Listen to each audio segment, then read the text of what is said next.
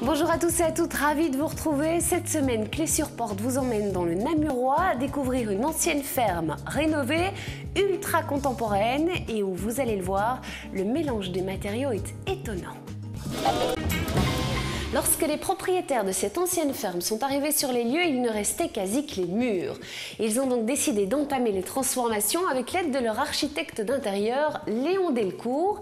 Et je peux vous dire qu'en passant dans la rue, on est loin d'imaginer ce qui se cache ici. C'est vrai que les abords sont encore en travaux, mais une fois la porte d'entrée franchie, c'est la surprise.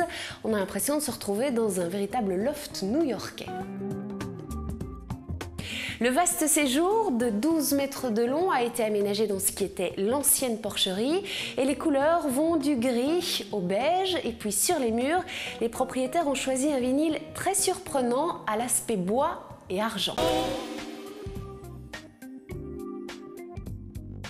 Habituellement, ils sont plutôt petits et discrets, mais ici, le meuble lavabo dans le hall d'entrée occupe une place principale et sa décoration est particulièrement travaillée.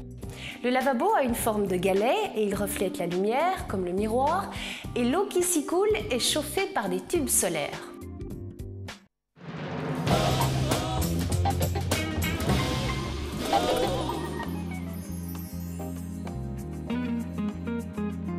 Bienvenue dans la deuxième partie de Clé sur Porte. Nous sommes cette semaine dans le Namurois, dans une ancienne ferme de plus de 200 ans qui a été totalement réaménagée. Et la cuisine, elle est toute en longueur, c'est le rêve, 8 mètres de rangement et de plan de travail.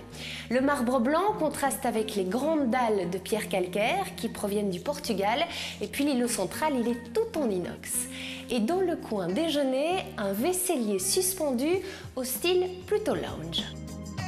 La circulation dans cette maison est particulière. 2 escaliers vous permettent d'accéder à l'étage, le premier en chêne vieilli et celui-ci, tel une colonne vertébrale tout en verre et en métal, vous permet d'accéder à cette imposante passerelle. À l'étage, il y a donc des chambres, toutes différentes, une vaste salle de fitness et 2 salles de bain. La première, celle des enfants, toute accessoirisée en orange, et puis celle des parents avec une énorme baignoire ronde qui déborde sur le couloir et juste au-dessus, un ciel étoilé. C'est vrai que depuis quelque temps, la salle de bain est devenue un véritable espace de vie. Dans cette décoration contemporaine, l'éclairage a toute son importance et est d'ailleurs présent ici sous différentes formes. Dans l'entrée, par exemple, des découpes ont été réalisées dans les murs pour créer des colonnes de lumière. Au sol, des halogènes soulignent la courbe des murs et puis dans l'escalier, les petites meurtrières contrastent avec le chêne des marches. Et puis dans la chambre, des lampes de lecture encastrées dans le mur et camouflées avec le papier peint. On terminera avec ce très beau lustre dans la salle à manger. Il évoque des gouttes de mercure en suspension et porte le très joli nom de Mercury. Pour plus d'informations concernant cette ancienne ferme, rendez-vous dans la page déco du magazine Ciné Télé Revue. Rendez-vous également sur le site www.rtltvi.be.